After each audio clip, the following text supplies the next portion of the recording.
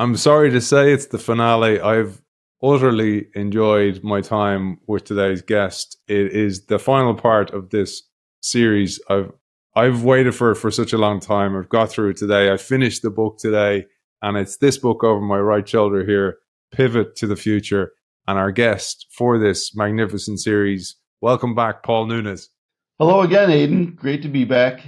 It's great to have you back. We've had a little bit of a break here, and I've caught up with my reading, and we are going to go into the second part of Pivot to the Future. And in this, you talk about the 7 wrong turns. So you've looked at all these high achieving companies, these companies you call value releasers, and what they did and what they didn't do. So I thought we'd start off with the 7 wrong turns, and then we'll go the antidote for that in a way, which is the 7 winning strategies of all, again, the common denominators you saw in all these organizations. And then we'll look a little bit at resource allocation. And if we've time, we'll squeeze in a little bit more here and there. But over to you, Paul, maybe to bring us through first the 7 wrong turns. Well, one of the things that we were asked again and again as we presented the materials and worked on it was this question of, all right, if we know what companies should do, why don't they? Or, what are the things that keep companies from succeeding the way they would like to in this? So we gave a fairly systematic look at that. And while there were, there's scores, hundreds of reasons why companies fail, we actually discovered that there were 7 pretty important ways that we saw again and again that led companies sort of off the curve and off the right path to jumping an S curve. And we call those the 7 wrong turns. And without sort of going through each of them, I can just take you through a couple of them. One of them that was interesting was creating a capital structure built to fail. And in that section, we talk a lot about how, for whatever reasons, and there are a number of them, starting companies, new companies, and entrepreneurs will often build a capital structure of their company that's similar to a large company, or they want to be successful and be a large company, so they often work to the model of a large company and the capital model. So a lot of times they'll invest in a lot of hard assets, factories, even talent, large amounts of talent, which are not as flexible as some people might think. And debt, of course, and debt's a really interesting one because, debt's always taken on in good times, but can really become the anchor or, the storm that drags you under in bad times. I'll give you one example. I don't know if we've talked about it earlier, but the People Express, one of the original U.S. low-cost air carriers, it all sort of started with People Express.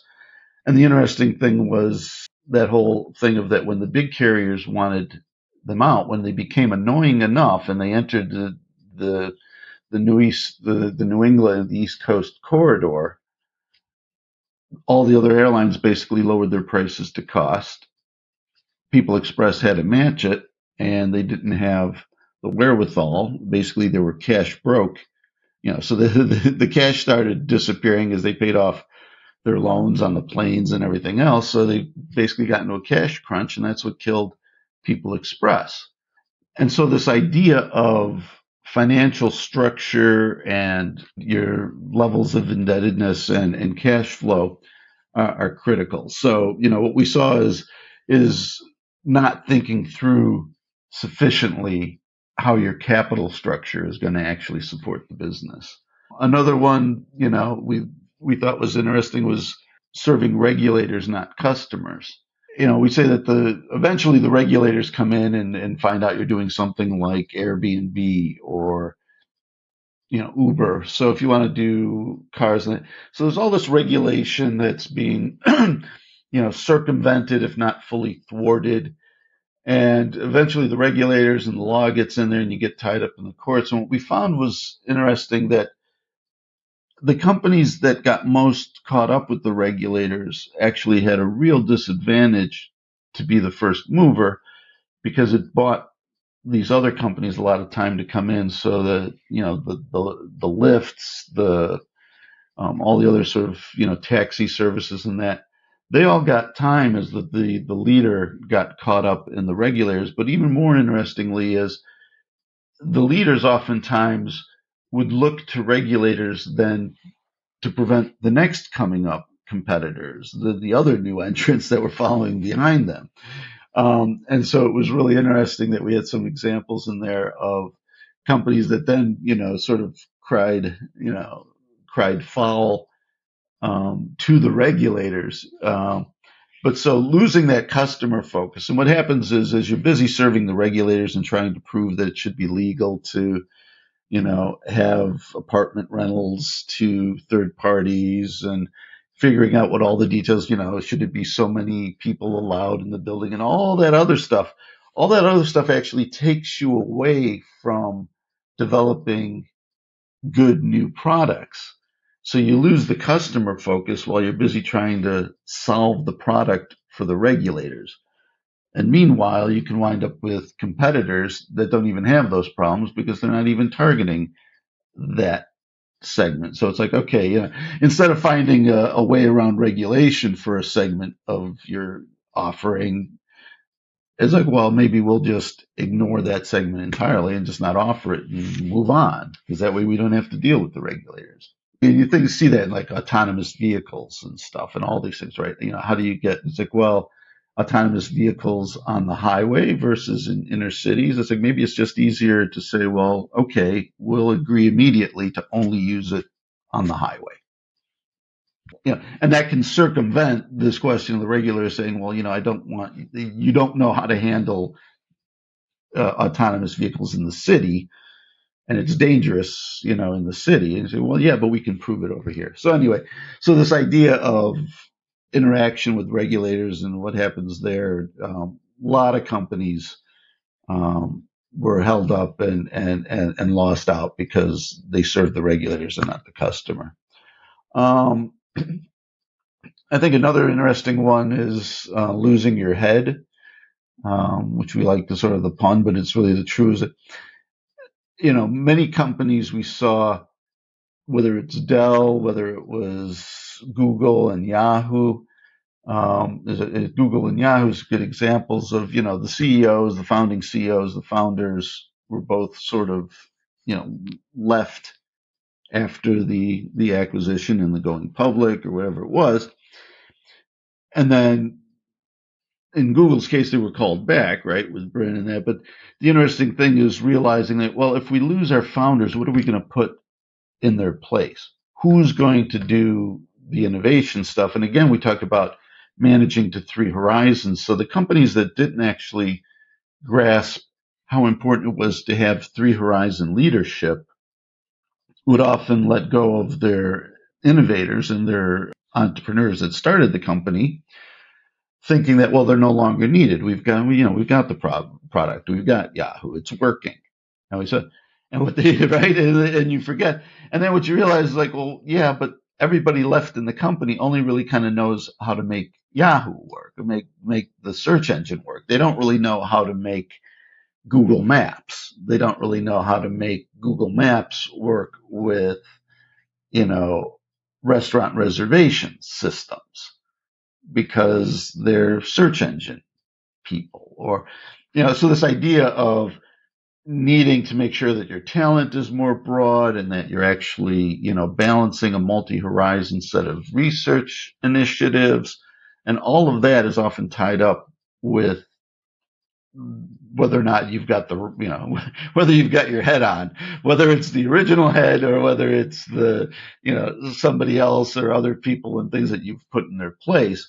But the key is you cut the head off the chicken and the body kind of runs around. It's probably a pretty good metaphor. We found a lot of headless chickens in companies that thought they'd really kind of, gotten there and didn't realize how much they needed their head. Do you know what I think is interesting is, let's put the metaphors together here. Your metaphor of the shark fin is that sometimes the shark will bite the head off the chicken, and it needs those three horizons that working all in tandem. And when you don't have that original entrepreneur there, that entrepreneurial spirit in the organization, and it's run for efficiency or profit only, then you're in real trouble. Yeah, that's exactly it. Because it's the whole thing we talked about. The middle CEO, right? There's the founding CEO, then there's the middle CEO that kind of grows the company, scales enormously. There's a scaling CEO. It takes out the costs, makes huge profits, watches as the stock price grows because the company truly scales. There are really more coffee stores. There are really more of that. And then you get to the top and as we talked about, that was really the tradition in the past, was to have this series of CEOs and CEO types. And often it was the fact that a CEO that was so dedicated to scaling and taking out costs and being Six Sigma really didn't have the vision and the leadership for bringing in the next things. And many times it was just a function of coming to the realization too late that, well, we grew this company and created all this shareholder value by getting rid of all of our innovation. We talked a bit about eating your seed corn. It's like, well, now I want the innovators. Where are the innovators in this company? Don't give me, why is nobody in this company an innovator? And it's like, well, more than just did you fire all the innovators? It's like, did you create a company that actually welcomed innovators, that actually had a place for them? Do innovators feel valued here? And would a valued innovator, would they believe that you have a three horizon vision and that most of the company does? Um, and so that whole thing of talent management that we spoke about as well is rolled up into that, this question of, do you have the innovators around? I wanted to link in something, Paul, and I'm jumping ahead here, but it's really interesting to this idea of losing the head. Is that often the head has the story, the company story, the vision, the mission, all that stuff in their head. And if they have been somebody who can articulate that to the organization, it drives a common vision, a common purpose. And this was something that you saw time and time again. And indeed, something that Accenture did well in their own wise pivot was constant storytelling of a vision of the future. Yeah, there's no question about that, which is, you have to say it 10 times before people get it kind of once. There's a million different, books and stuff about that. I don't have to go out. It's, like how you communicate and how you get people to actually listen to these. But the reality is, even in our discussions, over time, a lot of this stuff is sort of simple on a certain level, but it's really pretty complex on another level. And trying to tell a simple story about how, even at Accenture, you're in custom coding, you're in packaged software, you're in enterprise systems, you're in cloud, you're in, AI, you're in all these things, you're in security, you're in digital marketing. Accenture became the second largest digital ad agency, but the second largest overall ad agency, I think, in times or whatever it was, right? But this whole thing is like, so how do you tell the story? Like, well, how does security and digital ad agencies, and it's like, well, it's all the same piece of the future of, enterprise systems, technology, and digitally led enterprise systems. And as the firm, as the company embraces, as every company has to embrace a digital future and digital systems that support the company of the future, these are all the different pieces, and here's how they kind of come together. Even I'm obviously having a tough time sort of explaining that simply. You can imagine what it's like. Yeah. And then it's like, well, yeah, but my job is really trying to sell an awful lot of digital security. And why don't we just focus on that? So having the big picture and communicating that, and then the job is at the CEO's job, the CSO's job. In fact, actually, some of the research we did on chief strategy officers, um, was really fun research. We found that there were 7 hats that the chief strategy officer wears, and every chief strategy officer is kind of a mix of those different hats that they have to put on. But one of those actually was being hired to communicate the vision, the strategic vision. So sometimes the CEO does it, but sometimes it's left to the chief strategy officer that the chief strategist says, like, okay, we've got, particularly one that I can think of was pharmaceuticals. It's like, all right, well, we've got this big bang, long fuse big bang, a blockbuster work over here. We've got some generic stuff over here. We're making, generic drugs, off brand, and all this. Like, so what's the story here? What are we telling the market? So, what are we telling the market our plan is? And then, related, what are we telling our employees? The big idea is the vision here. Because a lot of times, in particular, like I say, in pharma and big pharma, it can easily become, well, we've got fiefdoms of people who are like, yeah, I'm doing this, leave me alone. And so you wind up with more of a portfolio than a really integrated and synergistic company. And so the challenge for the chief strategy officer across lots of industries and plays companies is this, well, how do they find the synergies and how do they create a unified story of like why that works?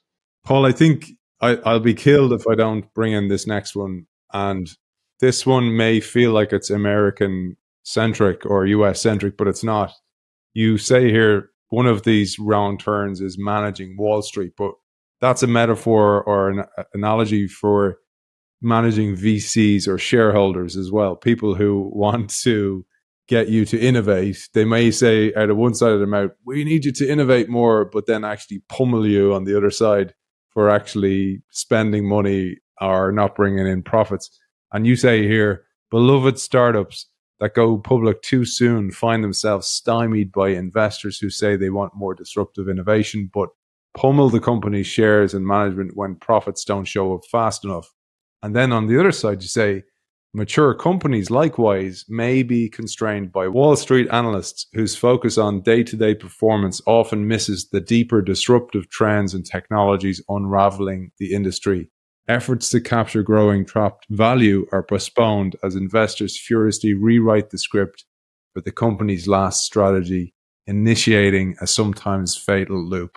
That was a brilliant piece of writing that encapsulates a huge problem that still pervades many companies today. Well, it's a huge problem, and I'm not sure that we have all the answers for it in the book or even any of the answers, but it was definitely worth noting. And it's definitely what we saw is how companies can sort of fall off the track of making the right pivot. And what happens is exactly sort of laid out there. I'll tell you, there's an old bit of wisdom that says a person with one watch knows what time it is. A person with two is never quite sure. And the reason I like that saying is because if you've got investors and you've got leadership in a company, where you're going is never quite sure because you're constantly trying to adjust for, like, so a privately held company or uh, uh, an independent company can know its own vision and live to it. But when you've got shareholders and when you've got Wall Street involved, now it's everything is a compromise. Everything is a blend of the two. And that can be really difficult, as you can imagine, because the whole thing of, well, how do I admit to the street that I have a lot of competitors coming up that really need to be addressed, and I need to take a lot of profits and start, fending off and creating for the future to compete against this major threat. Well, I don't really want to tell the street that I'm under substantial threat, right? And particularly a street that's really kind of enjoyed, a long stream of profits and even dividends, right? But so how do you go back off of dividends? And of course, killing the dividend is one of the worst things you can do. And partly because it's a for shareholder value, but it's partly because it's an admission that you need more money. But why should there be anything, wrong with admitting, all right, when times were good, we were paying you money, but now we need that money back to get ready for the next phase or whatever, right?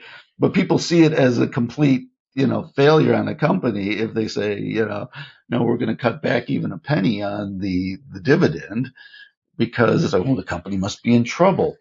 One of the quotes that I loved was Jeff Bezos, who said some version of, and we've quoted in the book, but it's like, I spend 6 hours a year on investors and investor relations. It's like, it's like, because, like Amazon, when you think about like Amazon, if Amazon if he had spent his time trying to, mollify investors about how best to run an online bookstore, where would Amazon be, right? Nothing Amazon did was the best way to run an online bookstore. It was the fact that they needed to install themselves as much more and realize that, there was no competitive future in an online bookstore. There's a competitive future in the online everything store, but there was no competitive future in the dominant competitive long-term future in the online bookstore. So the amount, explaining to investors why you're not going to make a profit this year, explaining to investors why you have to buy all these robots, and robot companies to do supply chain. It's like, the investors kind of get that to fulfill your vision, you're going to have the absolute best supply chain and most technologically advanced and low cost, provision of supply chain in the world. But then you say, and we're going to do that by cutting the dividends. We're going to do that by not turning over a profit this year again. And investors get crazy. So that's why we say, it wasn't profound on a certain level, but again and again, we saw that the companies that could, and I think if you say manage Wall Street versus managing to Wall Street is probably the real difference, right? But if you're managing to Wall Street, you're chasing your tail, and you're very quickly going to get into a potential death spiral of, not enough success, not enough money for everybody. Before we go to the 7 winning strategies, this is a nice little segue. Is somebody that you talk about in the book, and a great leader, Indra Nooyi, the former CEO of PepsiCo. And one of the things you talk about with her is how she communicated widely across the organization. But one of the places she communicated to was the street. So she managed analysts where she's like, look, we're reallocating resources. And I'm jumping ahead to that last segment that we'll talk about today as well, because you're going to have to take a step backwards to take a step forwards. And this is what I love about this book in particular, is the now, the then, and the future. This whole idea of the 3 phases, that you're taking a little bit of money from the now in order to invest in the future. The now is not going to be happy about that, including the street, or including the investors, or including the analysts as well. So you really have to communicate very heavily there. Yeah, and more than just communicate, you have to bring them along. And she's such a great example of great leadership, and great leadership at a time when things could have really gone wrong for what a lot of people were referring to as, sugar water, right? Pepsi really shows like it was a lot more than sugar water. And a lot of the reason it's more than sugar water today is because of Indonesia's leadership. So a great example, but that's exactly it, sort of bringing through the things like, we're not going to get out of this fantastic business of selling, Pepsi. It's a remarkably strong and valuable brand that brings people a lot of joy. And it's a great product, but we're not going to achieve the growth goals we need by simply focusing on that, because there's only so much soda people can drink, particularly in a health, conscious environment. So we're going to need these next products. And, if you look in the book and stuff, not to go too much, on a tangent there about her leadership, but it really is fantastic, because we use Pepsi as a great example of, this idea of the multiple horizons, and that, recognizing the good, the fun for you, good for you, better for you model, right? So the fun for you, it's like, have some chips, have some soda, once in a while. I think, life's not worth living if you're not having a bit of a good time, right? But, we also make Quaker oats, and we make overnight oats. And we have, science. And so the way she actually pulled it, we go into the book, the way she actually went in and changed the research, because most of the research, not surprisingly, at the time she came in, most of the research was being done on how to create new flavors of the soda. And, or, that it was all focused on the sort of Pepsi products. And it's like, well, no, we're never going to get there with that sort of incremental innovation. And so she actually had to pull out the chief R&D lead and sort of, work with that person and say, we need to rethink research across these three horizons and, not just simply do it off of, well, this is, Pepsi is Pepsi, so we research Pepsi. It's a great example. And in there's loads of these examples in the book that we're not going to get to today.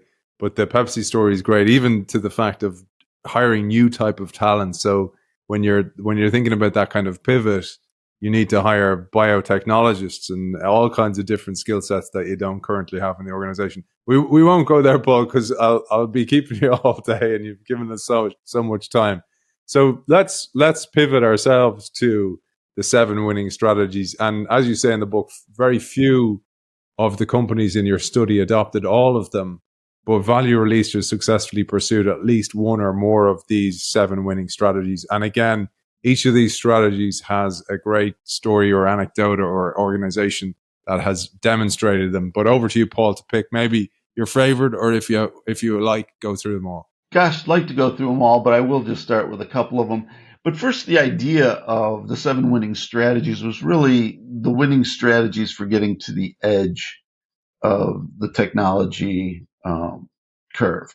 And so we talked about trapped value, and that trapped value comes from having technology get ahead of where you are as a company. And so it creates this gap, right? And that's the sort of trapped value. I'm not as technologically enabled as I could be. And so what would I look like of that? So you have to get to this horizon. But then the question is, well, where is the horizon and how many directions could I take to get there? And so, without getting too mathematically minded about it, but we did some research years ago on, the efficient horizon of a company, right? And it turns out there's like n dimensions that you can sort of map to. Long story short, if you're going to try and get to the edge of technology, you really can't just say that's what I'm going to do. You're going to have to pick a direction. You're going to have to pick sort of a vector and try and move your company there and then next one. So what these 7 are really 7 different vectors, sort of 7 different directions that a company can take in getting to the horizon. They should probably take all of them eventually.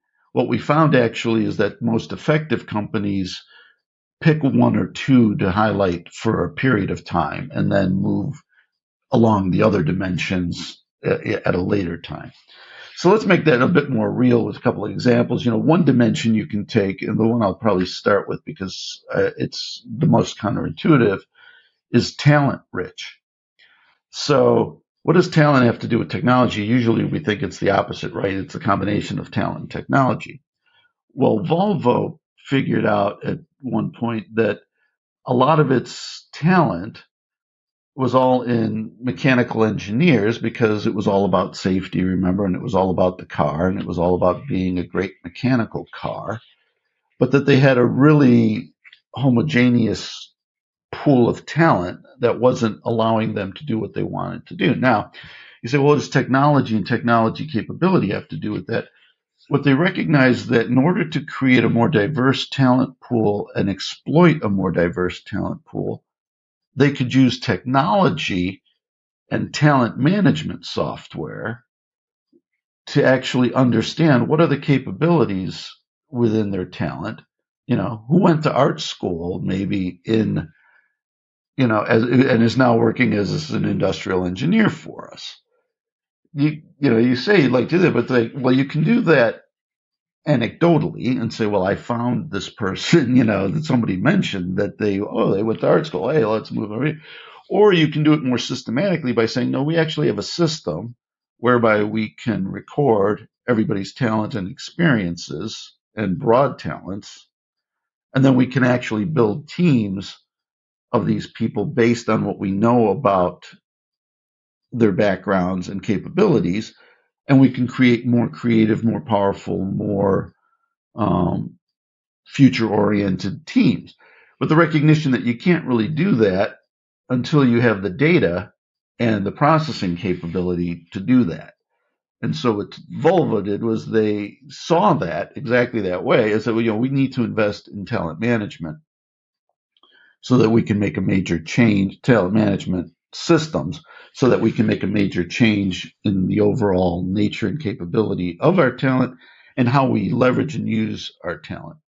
And some of that even went to the nature of bringing in external talent in terms of one of the examples I love is how they went to actually Pininfarina, and I don't know if anybody knows the name Pininfarina, but Pininfarina was basically the guy who designed most Ferraris and created a design house, the Pininfarina Design House, which actually helped Volvo make a lot of its new age cars. So when you see like, well, why isn't Volvo the box anymore?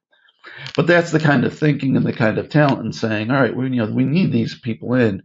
And then it's like, well, who are they going to connect to inside the company so that we actually have a smooth transition? So we have design working with people who get the importance of design as well as safety and that. So it's a really fantastic transformation thing. And again, it's saying we need more technology. We need to get to the edge of what technology is going to enable, which is world-class talent management.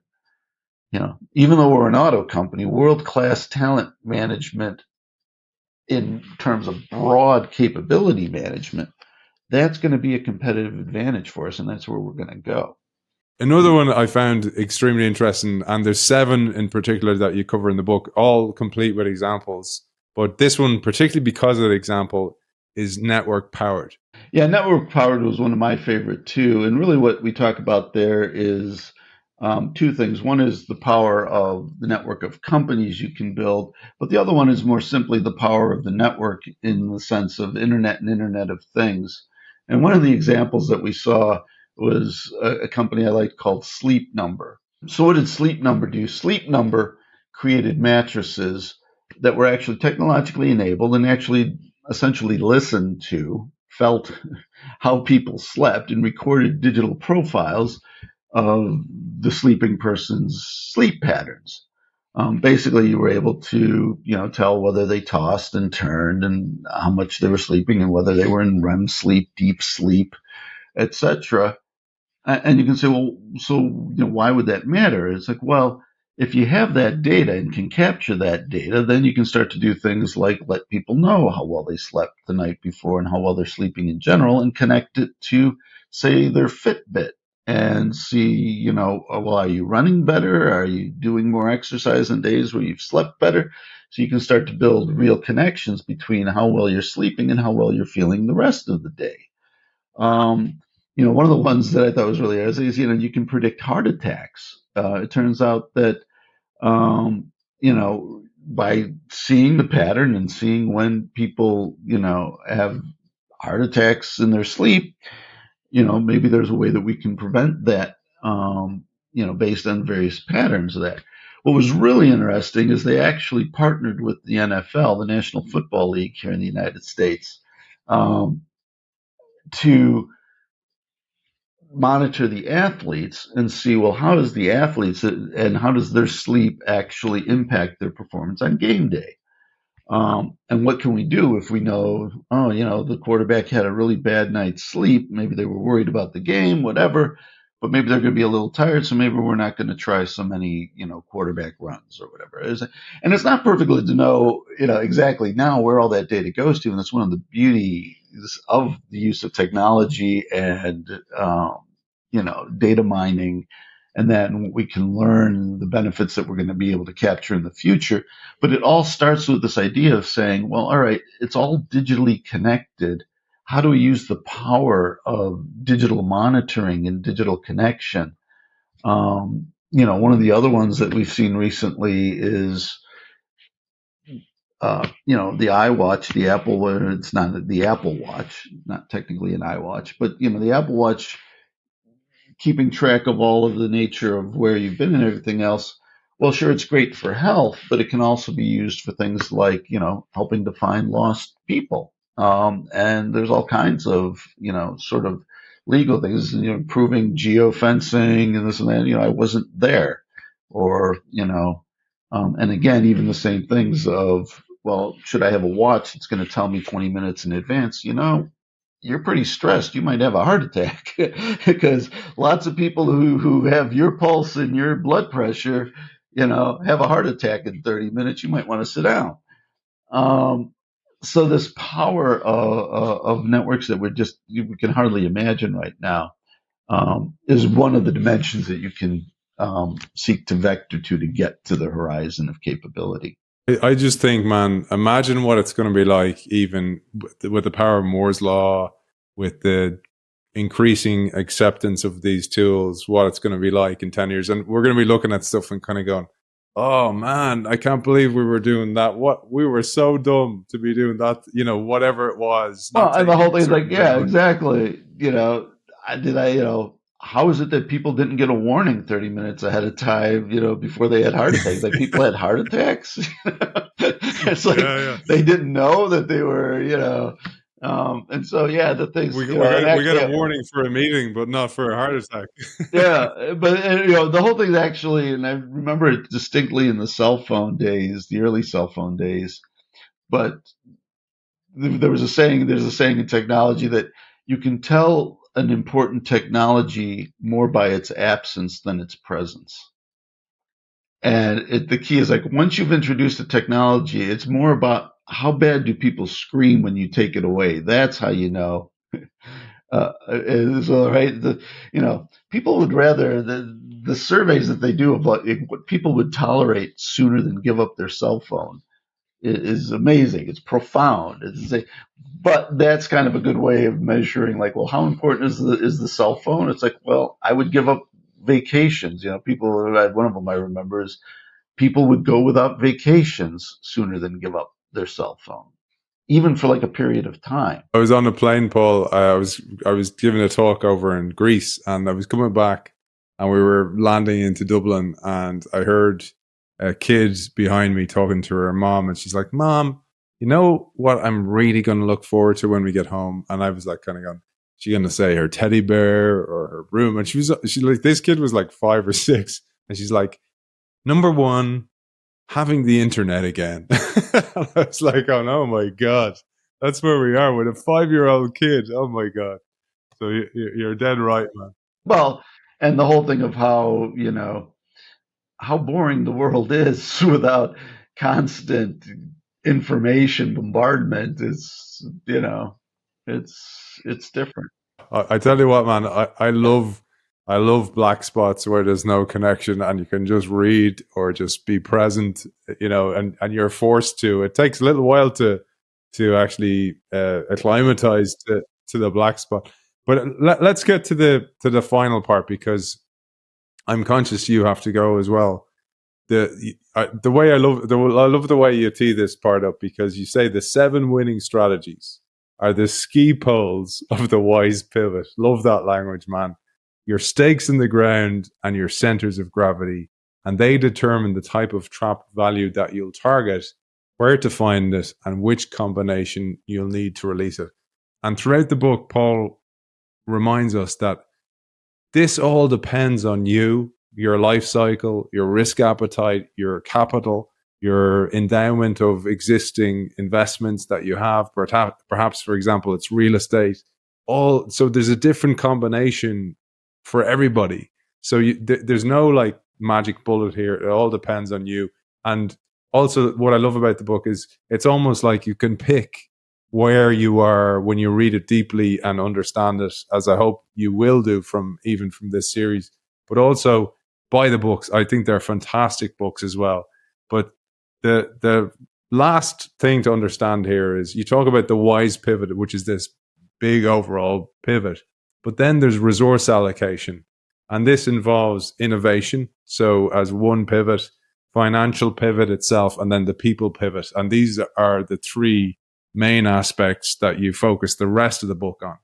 Yeah, and this was really in response to the question, which was more than fair, of, well, Paul, you like to talk about strategy as resource allocation, but what more can you tell us about how we really do that as a chief strategy officer, as a top executive in a company?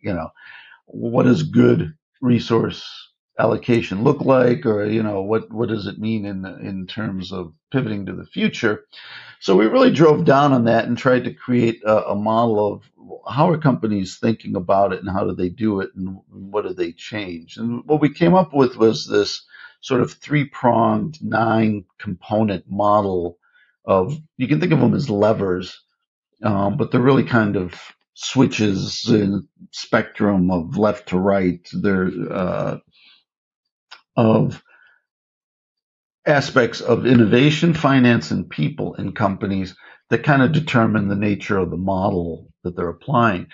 And what we see again and again, and it's not new to us, is this idea that companies, um, a dominant model forms in an industry when there isn't the ability of, when technology innovation slows down in an industry, when there's a lot of competitors kind of quickly, we come to sort of the maturity of an industry, and what you get is a dominant model. So whether it's Starbucks or Costa or something else, right? It's the coffee shop model looks the same. Whether it's Uber or Lyft or something else, they all kind of work the same.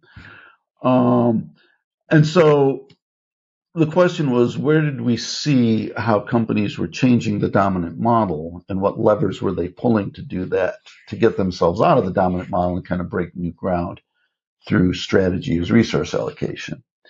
So the first one is in how they thought about innovation. And there were a couple of ways to do that. One was about whether or not innovation is centralized or decentralized. So you have to choose whether or not to put all your eggs in kind of one basket and bring innovation in-house, sort of to the center of the company, or whether you really want to diffuse it across all the pieces of your business. And that really is a strategic choice. And so one of the examples we used in the book was the New York Times, believe it or not. And it turned out that the New York Times really had a very distributed approach, even through the beginnings of the internet, to innovation and in technology. The small amount was actually investing in innovation. And they tried to get those pieces to work. And then they realized that it wasn't going to happen until they were able to bring it all together, and really focus on the major problem of how they were going to make the internet and digital delivery of the content work with the rest of the company. So one of the levers that New York Times pulled, and rather successfully, depending how you want to look at it, but it was critical that they could no longer just leave their R&D and future hopes in a very decentralized and diffused manner. Similar to that is the control question, which is R&D and the future going to be directed, or is it going to be let a thousand flowers bloom, or let see what happens? And it's kind of and so a good one there is an example to help people are old enough to kind of remember Xerox PARC. But PARC was a unified think tank for Xerox that's credited with inventing things like the computer mouse and all sorts of things. But there was a case where Xerox recognized it wanted to bring together, it wanted to centralize versus decentralize some research, but it also made the choice that it was going to be undirected rather than directed research. They weren't going to tell them what to do, what to figure out. And in this case, it was sort of it's sort of an unfortunate or negative example, because what happened is that while they had centralized the research, they weren't able to actually bring it into the company because it wasn't actually sufficiently directed. What they were researching wasn't directed enough to what the company was actually doing. And so that whole ability to make the connection. So, that's why Apple was able to, make more hay out of the computer mouse than Xerox themselves were. And so there's a lot of examples there. We talk about Walmart too, as their ability to actually direct, and how Walmart's online presence improved when they became more directive of what their research and development was really doing. And then the last one in innovation is sort of your aspiration, which is this question of, you have to decide, am I going to reinvent the industry? Is that what I'm all about? Or am I really more about being a fast follower, or being, more focused on capturing remaining incremental value or sustaining innovation? Companies, as a resource allocation question, need to know where they stand on that, because the answer for how much money and resource you need and capability you need to reinvent an industry is very different than what it takes to kind of create sustaining value, sustaining innovation.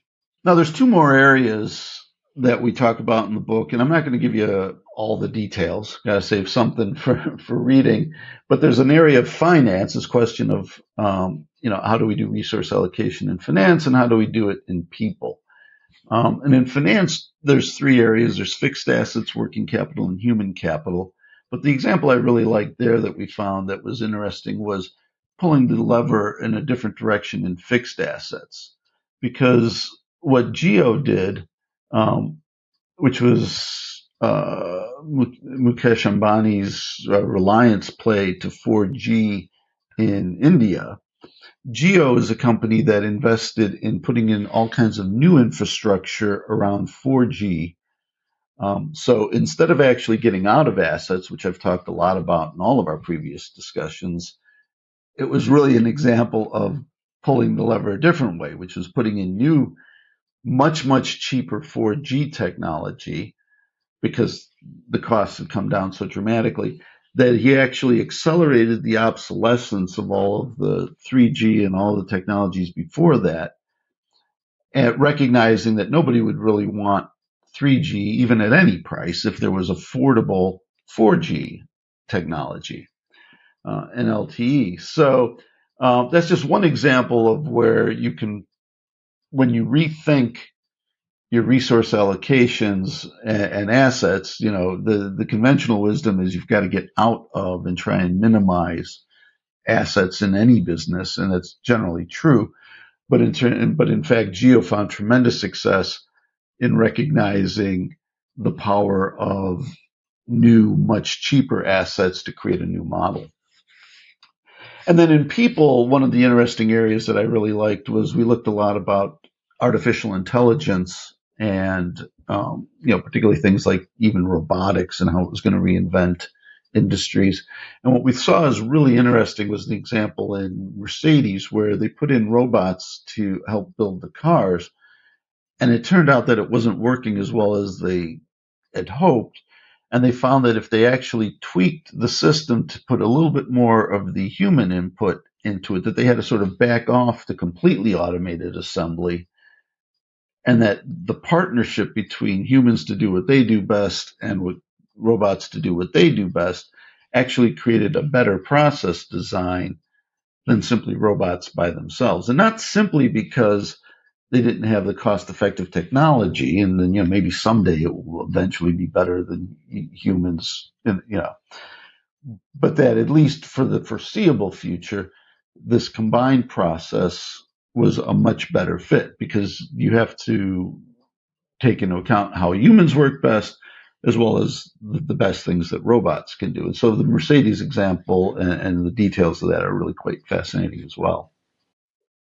There are so many examples in the book, great stories, great examples from all the research that Paul and his team have run. And these people, the value releasers, these companies, the value releasers throughout the book. NVIDIA is in there, PepsiCo, there's a deep dive on that. Unique Flow, a company that went against the strategy, the wisdom of the crowd. They went the other way and invested, and all this has panned out since. So there's so many stories within the book that I highly recommend buying a copy of the book. It's on Kindle as well as a hard copy as well. All that remains for me to say, because Paul is meeting one of his former colleagues from Accenture. And I want to remind you, Paul was the global managing director for thought leadership at Accenture Research.